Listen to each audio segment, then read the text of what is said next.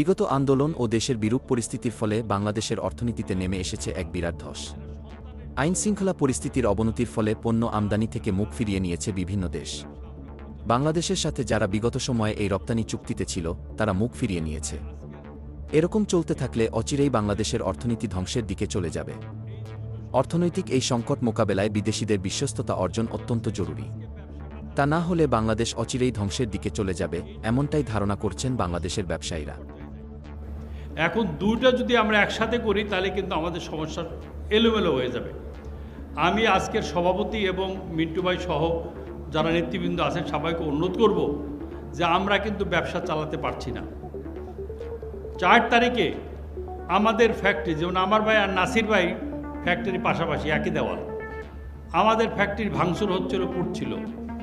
আর এক জায়গায় আমার ফ্যাক্টরি পুড়ছে, জসিমবার ফ্যাক্টরি পুড়ছে। এমন কোনো জায়গায় নাই ফোন করিনি। মহামান্য রাষ্ট্রপতির থেকে শুরু করে নবম ডিভিশনের জিওসির থেকে ফোন করে, থানা ফোন করে যে আমার 3000 লোক ঘেরাও করে রাখছে। আমার যে কোনো সময় মারা জীবন ভাই, আমার জীবন না জানে বেঁচে থাকে, এটা আমাকে করে। তো যাই হোক, আমার এই বক্তব্যের শুরুতেই আমি সর্বাঙ্গে শ্রদ্ধা জানাই জনাব আবু সাইদ এবং মুগ্ধকে সহ যারা শহীদ হয়েছেন আর যারা আহত হয়ে এখনও হসপিটাল আছেন তাদের প্রতি শ্রদ্ধা জানাই। তাদের কারণেই আজকে অনেকে আমরা মুক্তভাবে কথা বলতে পারছি।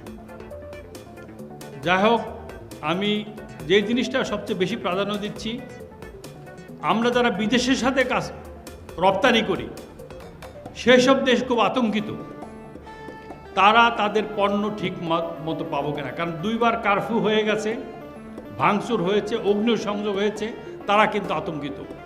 এবং বিদেশি অনেক গণমাধ্যম আমাদের এটা বিরাট করে ফলো করছে, যাতে বাংলাদেশে কালকেও আমার জুম মিটিং আছে, আজকেও এখান থেকে জুম মিটিং করব। আমরা নিশ্চিত করছি যে দেখেন, সেনাবাহিনী নিরাপত্তার সমস্ত দায়িত্ব নিয়েছে, আমাদের পুলিশ বাহিনী ধীরে ধীরে তারা দায়িত্ব গ্রহণ করছে, সহসা এই সমস্যার সমাধান হয়ে যাবে। When is your election coming? আমি বলছি দেখো, এইটা ইলেকশনটা এখনও তো বলা যায় না, এটা পলিটিক্যাল ব্যাপার। তবে তোমার কেয়ারটেকার গভর্নমেন্ট আমার মাল যাওয়া আসা নিশ্চিত করবে, তোমার পণ্য তুমি ঠিক মতো পাবা। এইটা কিন্তু এখনও তারা বিশ্বাস করতে পারছে না। আমি সভাপতি সহ মিন্টু ভাই সহ নেতৃবৃন্দ অনুরোধ করব, অনতিবিলম্বে আপনারা আমাদের অন্তর্বর্তী সরকারের প্রধান জনাব ইউনূসের সাথে, আপনারা ডক্টর ইউনূস স্যারের সাথে দেখা করেন।